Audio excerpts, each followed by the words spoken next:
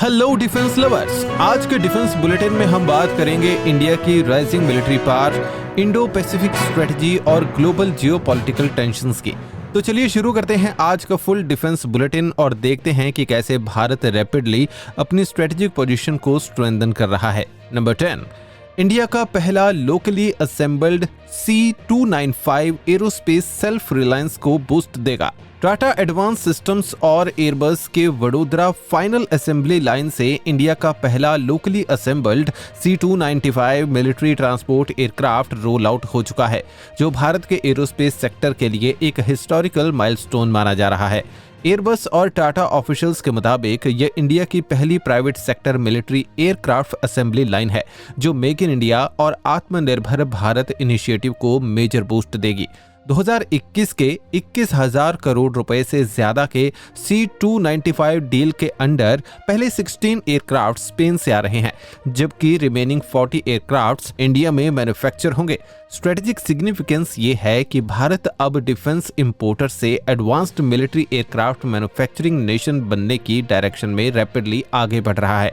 Number 9, India ने हर्मुज crisis के बीच Russian LNG को रिजेक्ट किया। वेस्ट एशिया टेंशंस और स्ट्रेट ऑफ हर्मुज क्राइसिस के बीच इंडिया ने रिपोर्टेडली रशियन LNG कार्गोस को एक्सेप्ट करने से इनकार कर दिया है, डिस्पाइट क्रूड ऑयल इंपोर्ट्स के लिए एग्जिस्टिंग वेवर्स और फ्लेक्सिबल अरेंजमेंट्स। ब्लूमबर्ग और ग्लोबल एनर्जी मार्केट रिपोर्ट्स के मुताबिक इंडिया करंटली अपनी एनर्जी इंपोर्ट्स को डाइवर्सिफाई करने और सैंक्शंस रिलेटेड फाइनेंशियल रिस्क्स को केयरफुली मैनेज करने की स्ट्रेटजी फॉलो कर रहा है।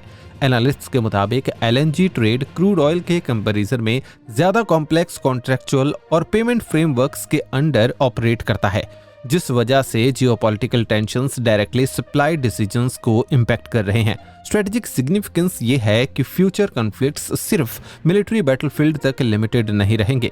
एनर्जी रूट्स, शिपिंग लेन्स और इकोनॉमिक रेजिलियंस भी नेशनल सिक्योरिटी का मेजर पिलर बन चुके हैं। नंबर 8, उत्तम AESA रेडार सीरियल प्रोडक्शन की तरफ बढ़ रहा है।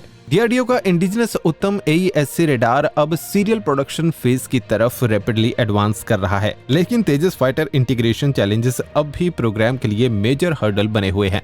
इंडियन डिफेंस न्यूज और डिफेंस इंडस्ट्री अपडेट्स के मुताबिक उत्तम AESA रेडार इंडिया के इंडिजिनस कॉम्बैट एविएशन इकोसिस्टम का क्रिटिकल कंपोनेंट माना जा रहा है। Radar advanced target tracking, multi target engagement और improved situational awareness capability provide करता है, जो फ्यूचर एयर कॉम्बैट मिशंस के लिए एक्सट्रीमली इंपॉर्टेंट है। एनालिस्ट्स के मुताबिक इंटीग्रेशन टाइमलाइंस और एयरक्राफ्ट सिस्टम सिंक्रोनाइजेशन इश्यूज की वजह से तेजस MK1A इंडक्शन शेड्यूल पर भी प्रेशर बिल्ड हो रहा है। स्ट्रेटेजिक सिग्निफिकेंस ये है कि उत्तम AESA रेडार इंडिया के इंडिजिनस फाइटर इकोसिस्टम और long term air power self reliance के लिए गेम चेंजिंग टेक्नोलॉजी बन सकता है। नंबर 7, इंडिया और रशिया ने $100 बिलियन ट्रेड टारगेट को रीअफर्म किया। External affair minister S Jaishankar और रशियन मिनिस्टर सर्गे लैवरोव की न्यू दिल्ली मीटिंग के दौरान इंडिया और रशिया ने अपने $100 बिलियन बायलैटरल ट्रेड टारगेट को फिर से रीअफर्म किया है। ऑफिशियल डिप्लोमेटिक स्टेटमेंट्स के मुताबिक टॉक्स में defence cooperation, energy ties, connectivity projects और ग्लोबल जियोपॉलिटिकल डेवलपमेंट्स पर मेजर फोकस रहा। एनालिस्ट्स के मुताबिक यूक्रेन कॉन्फ्लिक्ट और चेंजिंग ग्लोबल ट्रेड डायनामिक्स के बीच इंडिया रशिया इकोनॉमिक पार्टनरशिप दोनों कंट्रीज के लिए स्ट्रेटेजिक इंपॉर्टेंट बनी हुई है। ट्रेड एक्सपेंशन के साथ एनर्जी सिक्योरिटी और डिफेंस इंडस्ट्रियल कोऑपरेशन को भी एक्सेलरेट करने पर डिस्कशंस हुए हैं। स्ट्रेटेजिक सिग्निफिकेंस ये है कि इंडिया बैलेंस्ड डिप्लोमेसी के थ्रू अपनी स्ट्रेटेजिक ऑटोनॉमी मेंटेन करते हुए ग्लोबल इकोनॉमिक और जियोपॉलिटिकल पार्टनरशिप को साइमल्टेनियसली स्ट्रेंथन कर रहा है। Number 6, India bound LPG tanker MV Sunshine ने हर्मुज सेफ क्रॉस किया। वेस्ट एशिया टेंशन के बीच India bound LPG tanker MV Sunshine ने इंडियन नेवी के सपोर्ट के साथ successfully strait of Hormuz cross कर लिया है।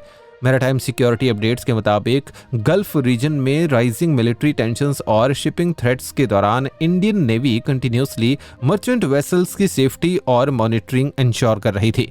एनालिस्ट्स के मुताबिक स्ट्रेट ऑफ हॉर्मुज़ दुनिया का सबसे क्रिटिकल एनर्जी चेक पॉइंट्स में से एक है, जहां से ग्लोबल ऑयल और गैस सप्लाई का मेजर पोर्शन पास होता है। ऐसे में इंडियन एनर्जी कार्गो शिप्स की secure movement national energy security के लिए एक्सट्रीमली इंपॉर्टेंट बनी हुई है।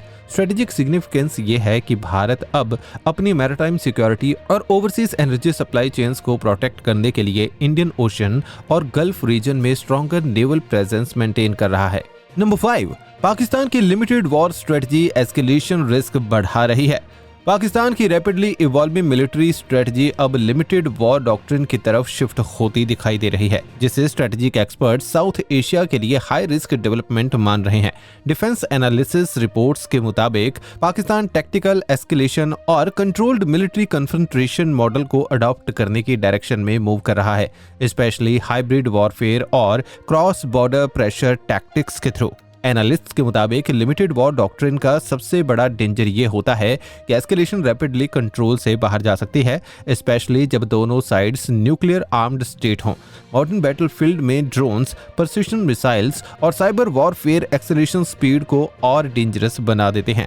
स्ट्रेटेजिक सिग्निफिकेंस ये है कि साउथ एशिया का सिक्योरिटी एनवायरनमेंट अब इंक्रीजिंगली वॉलेटाइल हो रहा है, जहां मिस कैलकुलेशन या rapid escalation future regional stability के लिए मेजर चैलेंज बन सकती है।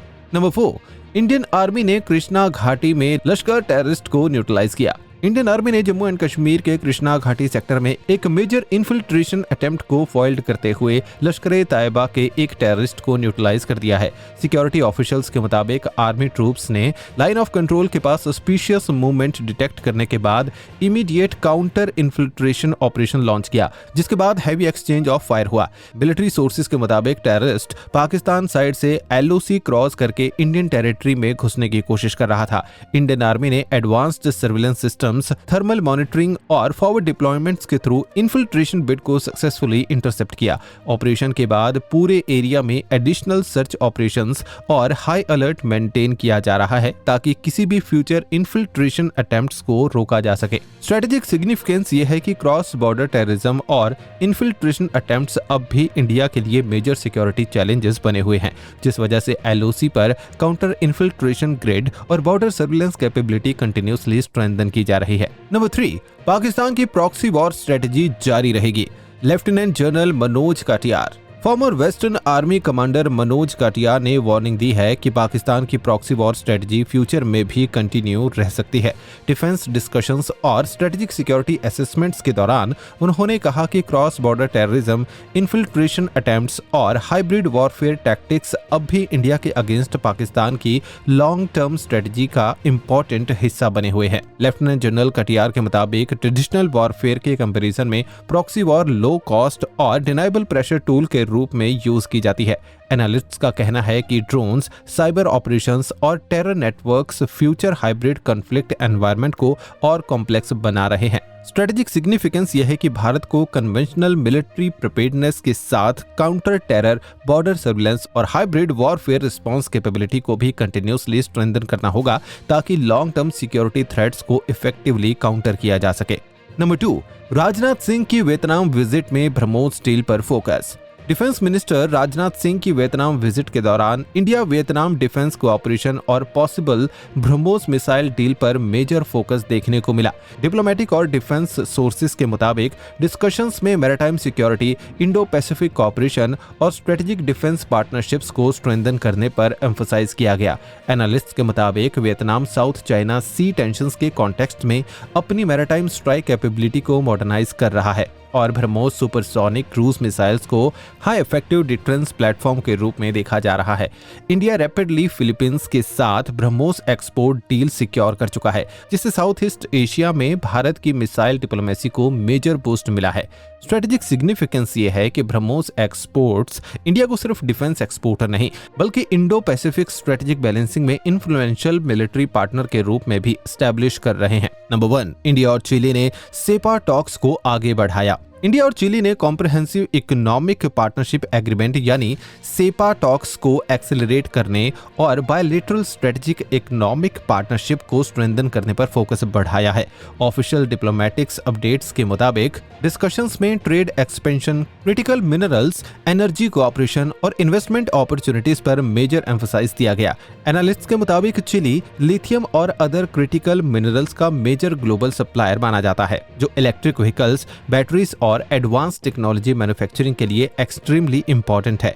इंडिया क्लीन एनर्जी ट्रांजिशन और स्ट्रेटेजिक सप्लाई चेन डाइवर्सिफिकेशन के कॉन्टेक्स्ट में लैटिन अमेरिका के साथ पार्टनरशिप्स को रैपिडली डीपन कर रहा है।